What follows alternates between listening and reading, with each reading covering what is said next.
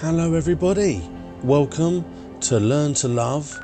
This is a series in which I look at games that are not very well received and I do my best to look at them impartially in order to try and get as fair a look as possible. And largely just to see if the game that you've physically got is worth the money that you're being asked to pay. Now in this one it is slightly different because I am looking at very specific comments that are being repeated over and over again. And today I am looking at the idea that this game is not for solo playing and it is only really geared and designed around multiplayer. Now for anyone who has actually played Fallout, I would like to think that they enjoyed wandering around, looking for things and clearing them out. Because that was one of the parts I loved about Fallout 3 specifically. But all the Fallouts have it. They have sections and buildings and things on the map that weren't anything to do with missions. You just had to go and look, and you would pick up holotapes or notes to see what was going on, and it would give you an idea of what happened to those poor people. Now I am playing exclusively solo, mainly because I don't have friends who have PC, and I am going to basically try and show you this is the Mothman Museum. Now you can see it's a distance from the vault and it's close to the edge of the map. And basically I want to show you in real time if it's possible to get into this town and ransack it on your own. Okay, now I am level 15 at this point, and I basically want to show you some things that I have. That is a godsend, I tell you. But this is the weapon I'm going to be using predominantly.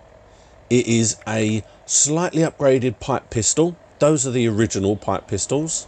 You get them from practically every Scorch that shoots at you. For those who haven't actually played the game, every time you kill a Scorched, they will drop weapons. And every time you break those weapons apart for scrap, you get new upgrades for those specific weapons. And as you can see, I've upgraded the scope on it, and I've upgraded the barrel. That's all I've done. The scope upgrade really helps because you put anyone's head in between that circle and you've got yourself a headshot, my friend. And honestly, you would be surprised at how many hits you can actually take. Now, like I said, I am level 15 or 17, there you go. I'm level 17 at this point. But no word of a lie, honest to God, I did this whole thing when I was level 7 or 8. It has a decent range on it. But you have to be relatively quick, which is something that I'm getting better. I'm getting faster. But the one thing I will say about this is you can take a couple of hits. Don't think that you can't. Don't think that the moment an enemy comes running at you, you have to run away or whatever. You would be surprised at how many hits you can take. But close-up combat doesn't work with a pistol. Yeah, just smack them with a pistol. It was a mistake because they're annoying, those ticks. I do have a melee weapon, but I do not switch to it. This is all in real time. I'm not going to speed anything up or cut anything out of this. And yeah, basically the way that I would suggest you do this is take it slowly. You just, you know, like I said, you can take quite a few hits, especially from the lower, if the scorched or the enemies in general are a little bit lower than you, then you can take a good couple of hits. In this entire video, I don't even think I heal myself, if I'm being honest. Yep, see there's no one up there. Pop. Bang. And then there's a few more coming out here. Now sometimes you can get critical shots on the head and they will die in one shot. That's why I'm going for the head. They do lose more life, but not quite as much as you would think.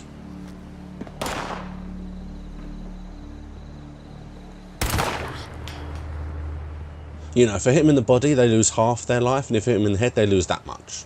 So they do lose more.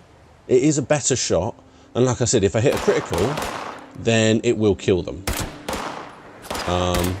Yeah, if you look up in the top right, there are an awful lot of things flying around. I haven't been to investigate that yet. I'm not sure why they're over there. But you see that they're all dropping now. Pop. Yeah, look, there's loads all over there. There's just things flying. Let's take care of this one. Bang. And falls down. And then once you start to get a bit of a quiet, you then have the option of collecting everything. And like I said to you just now, every time you get, hold on, light it up, there we go. Every time you get any kind of pipe pistol or any of those, always collect them. You can see I'm overcumbered at the moment. In the bottom right hand corner there's a little red symbol. That means I'm carrying too much, but I don't care, because my AP slowly goes down, but I don't want to lose what I've got. So I'm going to keep what I have until I know that there's going to be somewhere in this place where I'm going to be able to break everything down. Okay, so I'm like, okay, let's take this out. Go back in while I reload.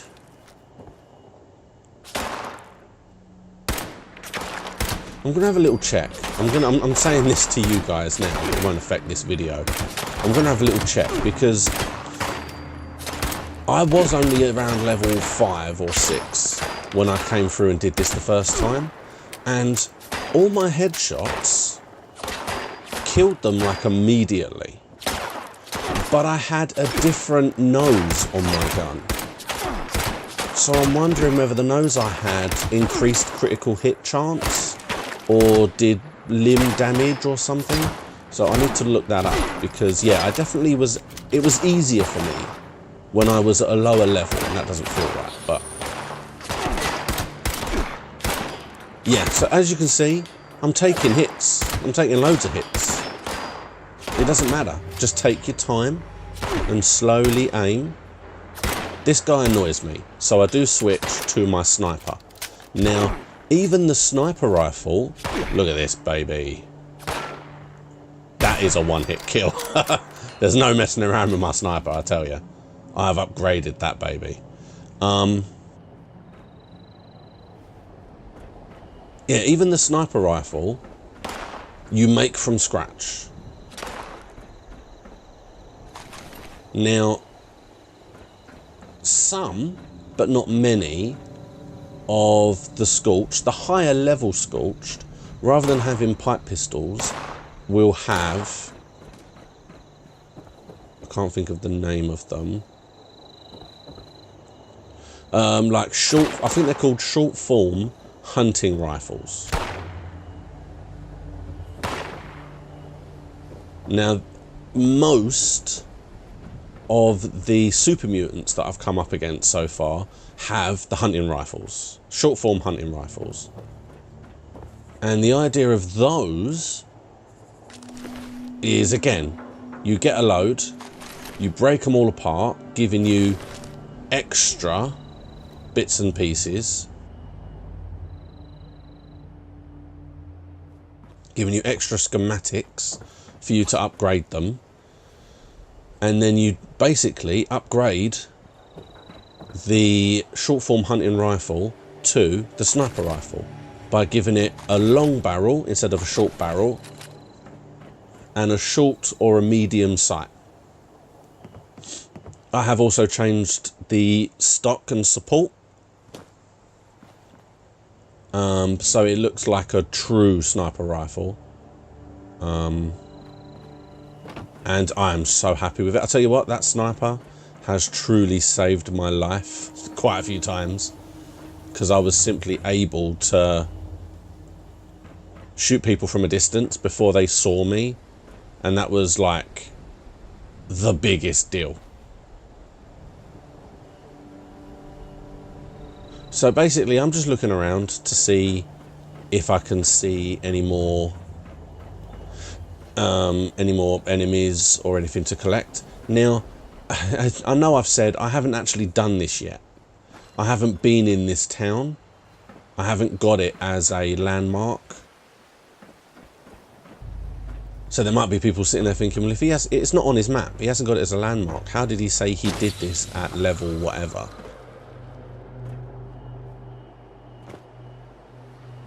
If you check videos on my channel, I actually played the beta for this. Hey, there we go. This then allows me to break everything down that I've just collected and free up some space. I can hear shooting though, so I want to try and sort that out first.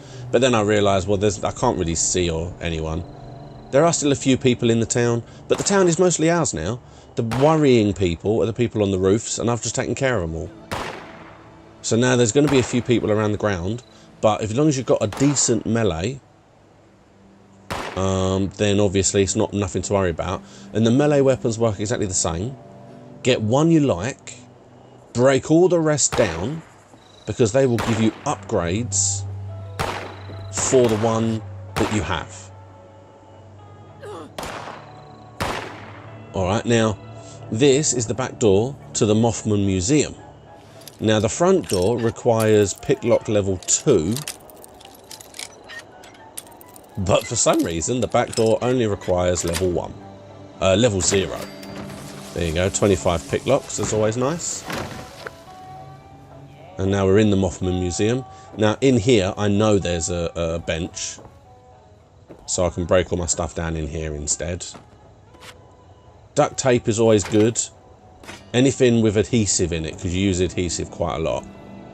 So whether it's duct tape or super glue or any of that stuff, always get that and break it down.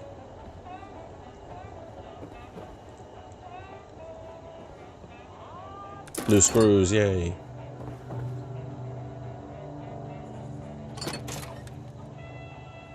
And yeah, as you can see, I've pretty much got free reign of this place now, which is really nice.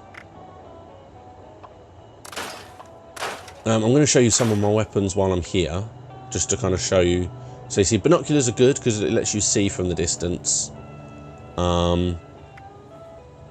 If you don't have a scoped weapon, it's handy to have. I'll show you my baseball bat. There you go.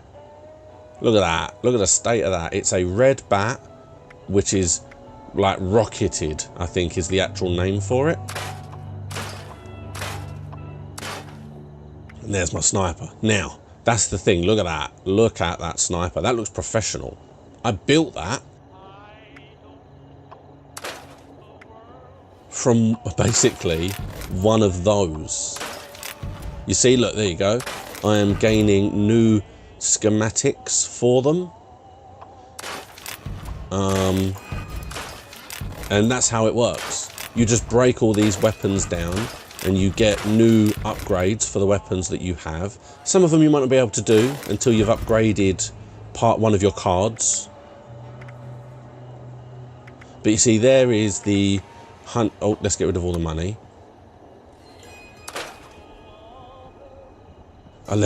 Yeah, a pull cue with a blade on the end. I found that, I didn't make that. But there you go, there's the short form hunting rifle. Now all I did like I said before, is first of all, you extend the barrel. Secondly, you change the stock. And then you put, I've got a medium scope on. I'll put a large scope when I unlock a large scope. There you go, I've got a refined receiver from it that time. And basically, you just keep breaking the weapons down. Eventually, you will also start to get different colours and skins for the weapons, if they're available. Which is always good, and that's how I got the red bat. I can also make a blue bat, I believe. And this is the Mothman Museum. Here you go. Now, this place is decent. Anything electrical, like the battery, the military grades, electronics, the fan, telephones, typewriters, microscopes. Those are the things you need to break down to make things for your camp, predominantly, and to upgrade your weapons.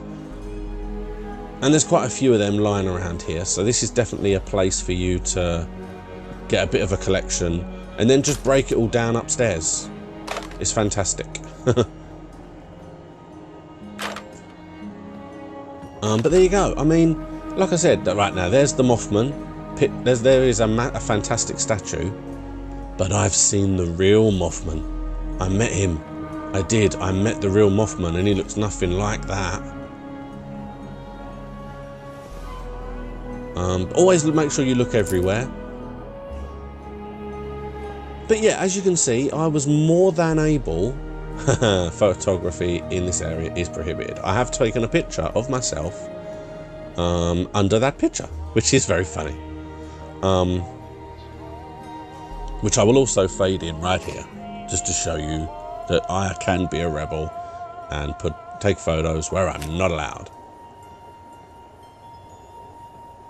But yeah, you know, like I said, there are going to be some scorched still in the town. For the most part, they're cleared out.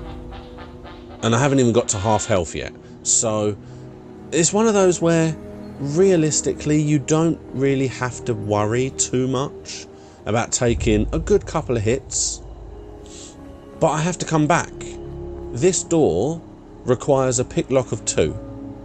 And you don't get that until level 19 or 20, I think. I want to know what's behind that door. What is in that door? I want to know. And I can't get in there yet. I'm 17, so I'm nearly there. Once I get to level 19, I will go in there and we will see together what is in there. And you will get a real life reaction.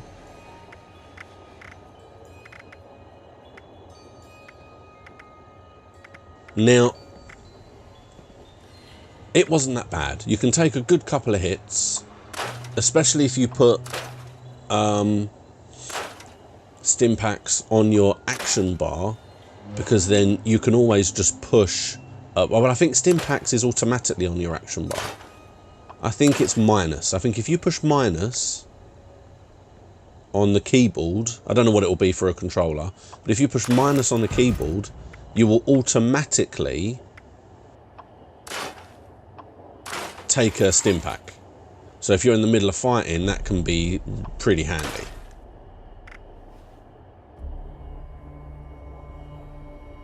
But yeah, it's actually, you know, it's very doable on a solo with just myself. No real issues or problems at all. I enjoyed it quite a lot. But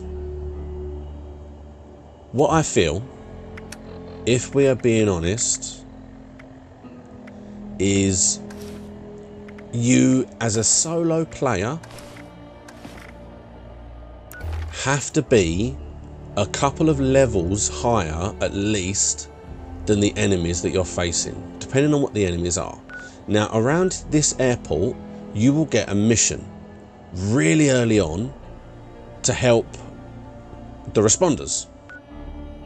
One of the missions involves going up and learning how to camp, coming over to Morgantown, going to the school and to the university there. They're all scorched and ghouls at level 5, all around this area. 5 to 10 at most. And you'll be, you know, between levels 5 and 10 when you get here. I wandered over to this dam, which was really close, actually. It was very close compared to where you have to do these missions. And it was full of levels 15 to 20 super mutants. And there was a lot of them there. Now, I am able, with the weapons I've got, to take on a couple of super mutants at that level, but not that many. It was very overwhelming, and if there wasn't another human player there already fighting them, I don't know I would have survived that. I probably would have died. So you can't walk off too far. Now at the university, I found a mission that asked me to come here. Apparently a student went there and disappeared, and you want to go and see how she is. I couldn't get there. The Saniski Lopes was as far as I could get. Here is where I died. I could not get any further than that, and I'm going to splice in some video now showing you wow, what killed me. And as you can see, there's a great big bloody Scorch beast fighting a huge amount of high level Scorched. I'm talking crazy level. I'm nowhere even close to this. So from a exploring perspective, this is great, because you have the option of going to the university when you're over level 50 or you're in a group, and coming back and doing this a bit later. As it stands now, I can't do that. But it worries me in that some of these things are definitely doable as a solo player. Some of them, you've just got to be a couple of levels ahead of where you are. Okay, now this is the Overseer's camp. This is where you start and you do your first main mission. I have wandered all the way down here to the Nuka-Cola plant. Now in the Nuka-Cola plant is level 10 to 15 Scorched. Now they are very killable. I cleared that whole plant out when I was around level 12. I'm not going to tell you what's in there. It's very interesting, but it's doable. Now look how far away that Nuka-Cola plant is. Comparatively, you know, but it's very doable as a solo player, as long as you are either equal level and have decent weapons, or if you're higher than the enemy, then you definitely have a chance. I think, if we're being honest, I don't think this is the kind of game that you should be burning through. I think for anyone who is already at a really high level, you already have run out of things to do, and that's your own fault. Take a look at what there is on this map. It's not, you know, the biggest map ever. If you go straight as quickly as you can to level 50 plus with all your friends, and you burn through all these missions that are here, you are going to run out of stuff to do. And then you can't sit there and complain that, oh, there was nothing to do in this game, when you just burned through it. That's the same with any game. Just because it's online doesn't mean there's infinite amounts of missions. So for the end of this video, my conclusion, and what I've shown, I like to think, is if you want to be the kind of player that solos the entire game, it is definitely doable. 100% doable. Don't listen to what the people say. There is plenty to do for you, and there will be lots of events that you'll be running into that was unexpected. And you can wander and you can explore, but you will have to level up slightly further than you would have to if you were in a group. But it is still definitely doable. I am 100% soloing it at the moment, and I'm really enjoying it. Really enjoying it. Alright, so thanks for watching. Next episode, I'm probably going to be looking at camps and the mega amount of faults and glitches and problems with the camps themselves. So thanks for watching. Please like and subscribe. Please, why not take a look at something else that's on my channel, and I will see you next time.